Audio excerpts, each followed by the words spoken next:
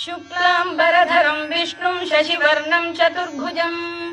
प्रसन्नवदनं ध्यायेत् सर्वविघ्नोपशान्तये व्यासं वसिष्ठनप्तारं शक्तेः पौत्रमकल्मषं पराशरात्मजं वन्दे शुकतातं तपोनिधिं व्यासाय विष्णुरूपाय व्यासरूपाय विष्णवे नमो वै ब्रह्मनिधये वासिष्ठाय नमो नमः अविकाराय शुद्धाय नित्याय परमात्मने सदैकरूपरूपाय विष्णवे सर्वजिष्णवे यस्य स्मरणमात्रेण जन्म संसारबन्धनात्